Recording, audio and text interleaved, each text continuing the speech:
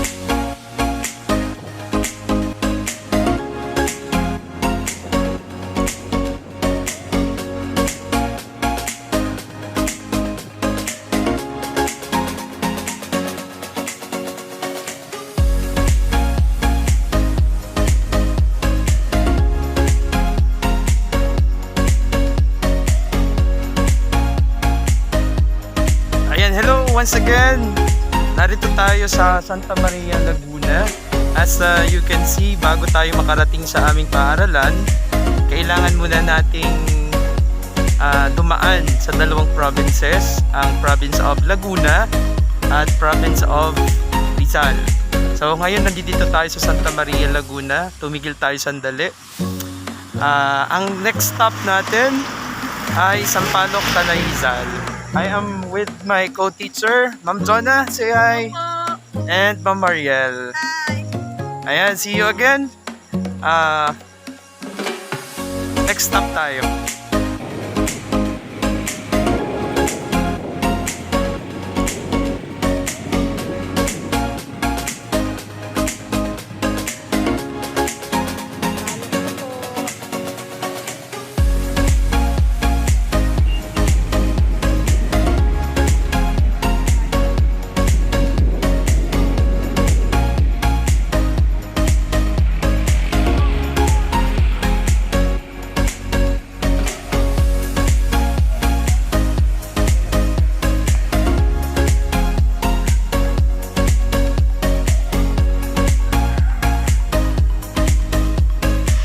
Hello there once again from Santa Maria, Laguna. We are now here at Tanay, Rizal.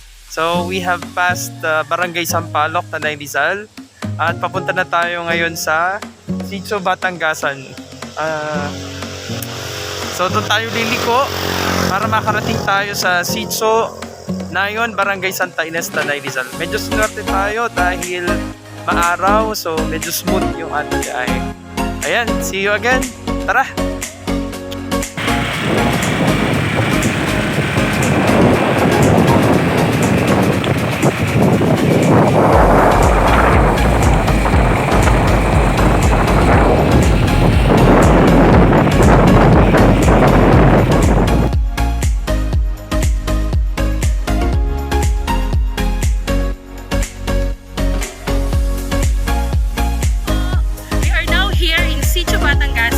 Barangay San Andres, Tanay, Rizal. Ito po ang gateway. Dito tayo papasok para makarating sa Sitio Nayon, Barangay Santa Ines, Tanay, Rizal. Tara!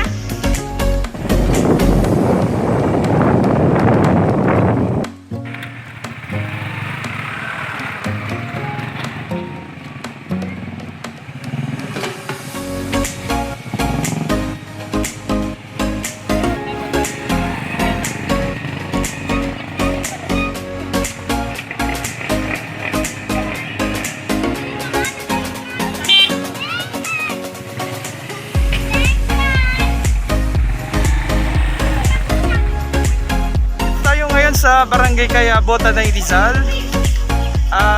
It's almost 11 in the morning. Ang ating habal-habal ay inihabili natin dahil medyo mataas yung ilog. Kaya kumuha tayo ng 2 habal para tayo ay ihatid sa sitio na yun. Ayun na po tayo, tara!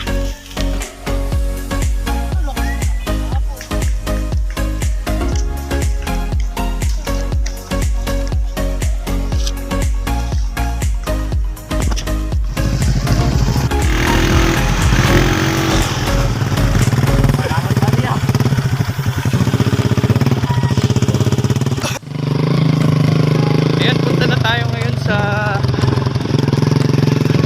sitio na yun, Barangay Tanay Rizal. Yung unang ilog kanina na dinaanan natin, yun yung unang tawid. Kapag na tayo dahil mag-ibay ko, right side na hindi tayo makapasok ang habal-habal dahil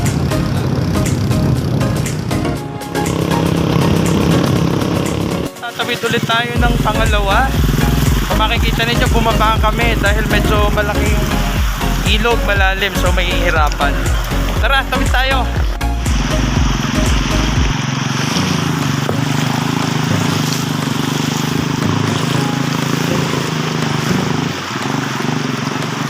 Kadalasan na inaharap namin kapag pupunta kami sa paaralan, lalo na kapag mga ganitong buwan, so medyo malalim yung tubig.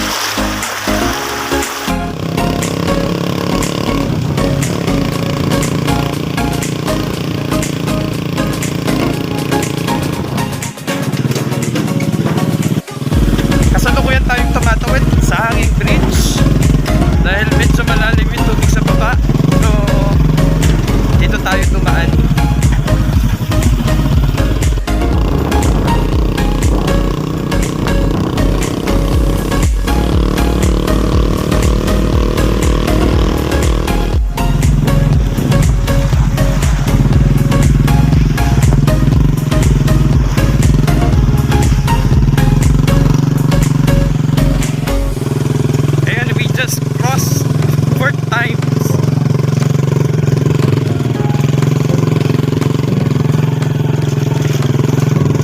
Tayo dahil mababaw yung ilog. Kung mataas yung ilog, abot dito yung tubig. Ayan, another ilog na naman ang tinatawid natin.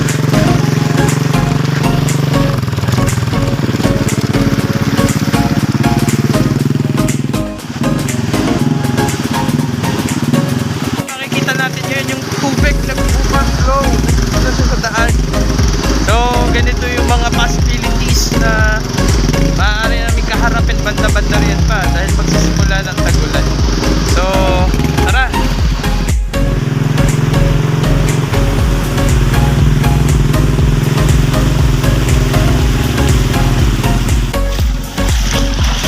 Ayan, ganito kaganda yung daan. At ganito kalakas ng tubig, yung current.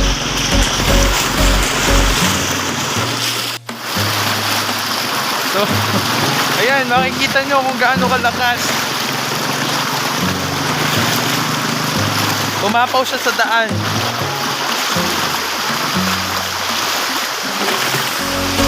Pero hindi tayo nasuko kasi para sa bata, kahit gaano kahirap, lalaban tayo.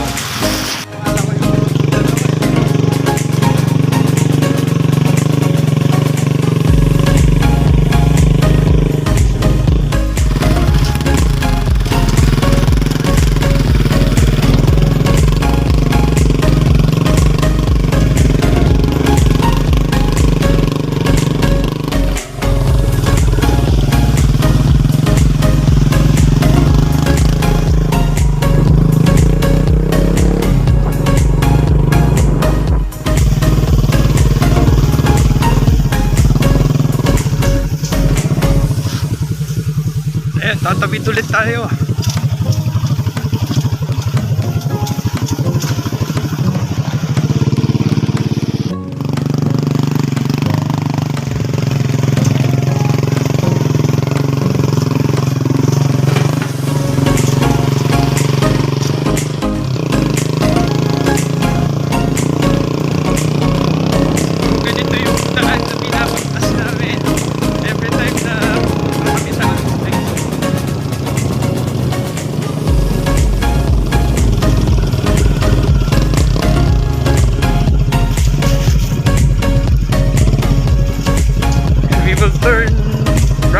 at ilog ulit.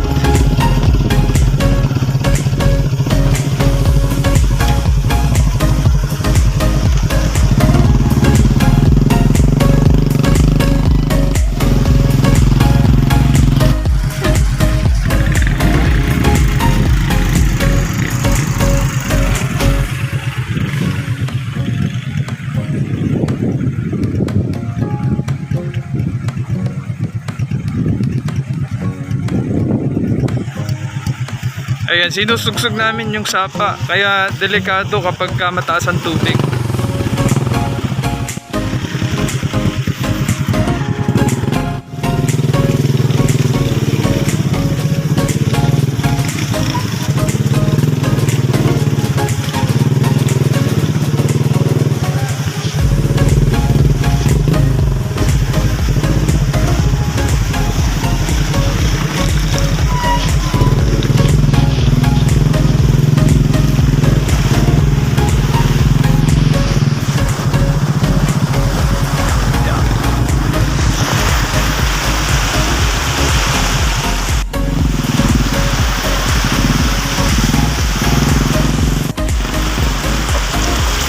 Ayan, nakilang tawid na tayo po. Ganito yung sitwasyon talaga namin.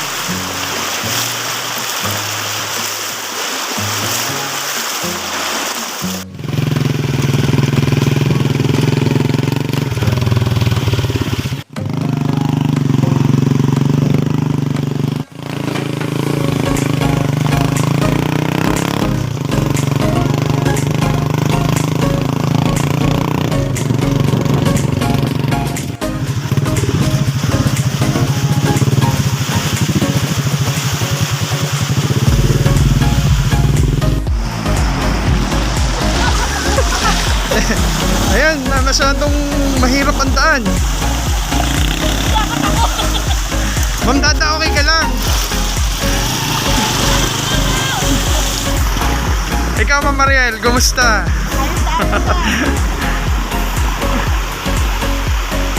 Salukuyan namatay yung motor na sinasakyan ko sa lalim ng tubig. So, normal to. Normal namin nararanasan kapag ganito.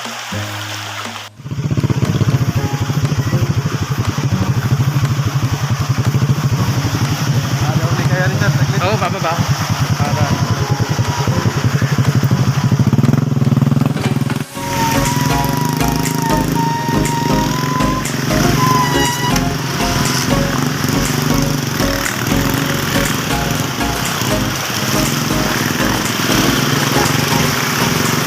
Ayan, tatawid ulit tayo ng mga tatlo pa para makarating na tayo sa Sitio Nayon.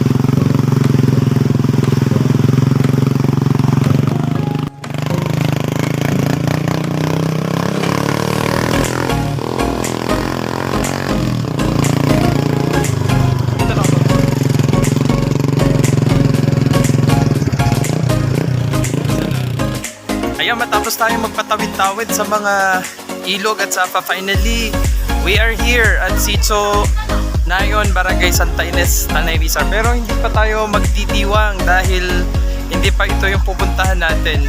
We still have to walk for about 3 to 4 hours. So, tigil lang tayo ng konti para makapagpahinga. So, we are lucky dahil yung may-ari ng bahay, si Ate May ni Kuya Mokong, they are very welcoming.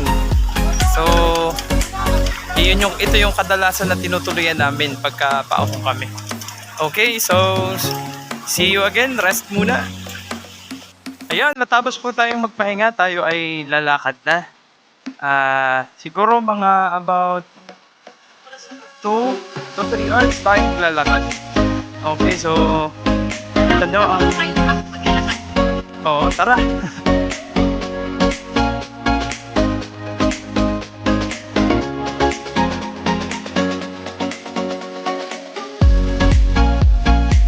Ha.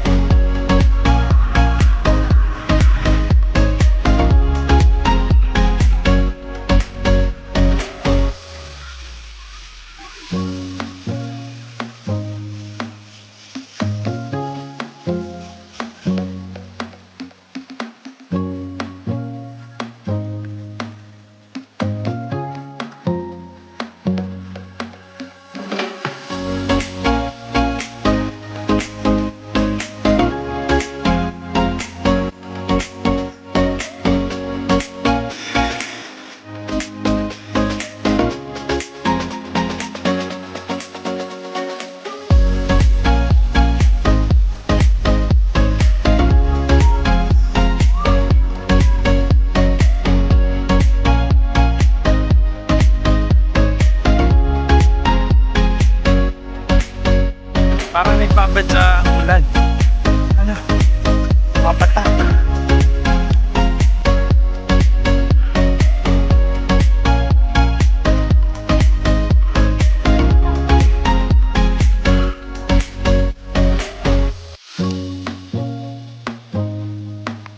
Kasalukuyan po kami naglalakad. Ito yung aming daan.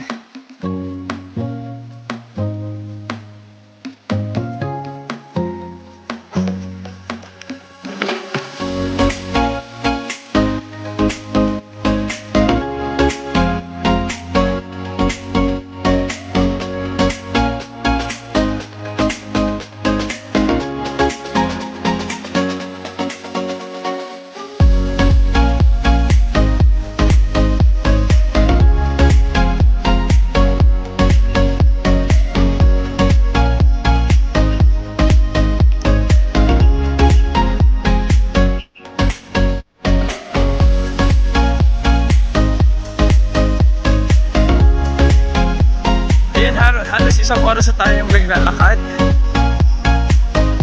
Basa-basa tayo ng pawis, pero sa kasalukuyan ay bumubuhos ang ulan. So, huwag naman sana tayong magkakasakit.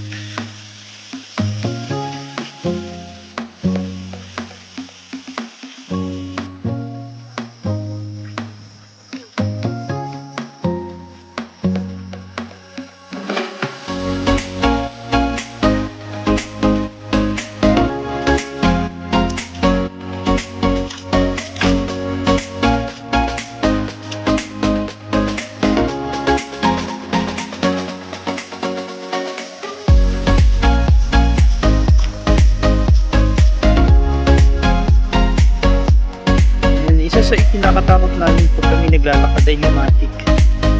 Ayan, lumamit na siya sa bota ko. Pupunta na siya sa akin para sumipit ng dugo.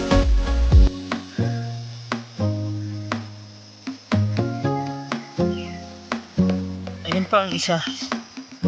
Kung mapapansin nyo, gatingting lang siya kaya hindi mo mapapansin. Pero pag nakaipit siya ng dugo, lalaki siya.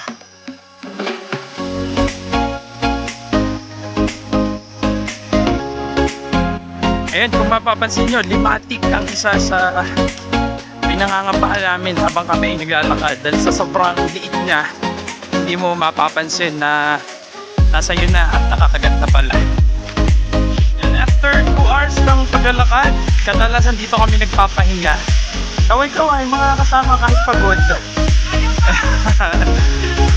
Dito kami nagpapahinga dahil narito yung source ng tubig na pwedeng inumin.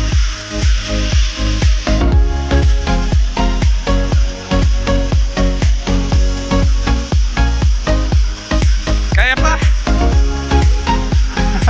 Hindi na sila makaimik. Ayan, lakad ulit tayo. Medyo maputik at madulas yung daan.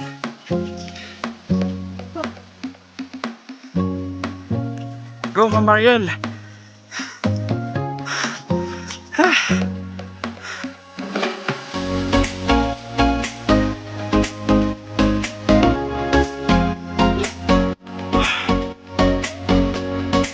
3 oras nating paglalakad, nandito tayo sa tinatawag na view deck.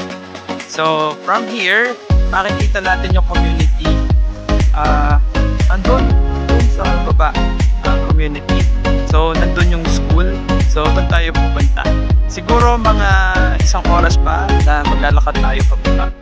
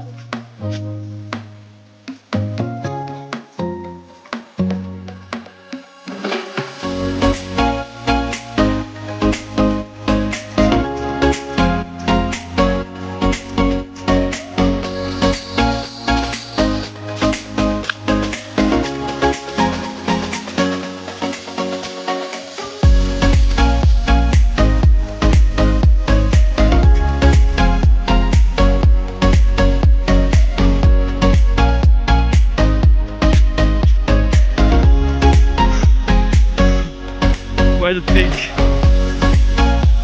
Ang tata, baboy mo!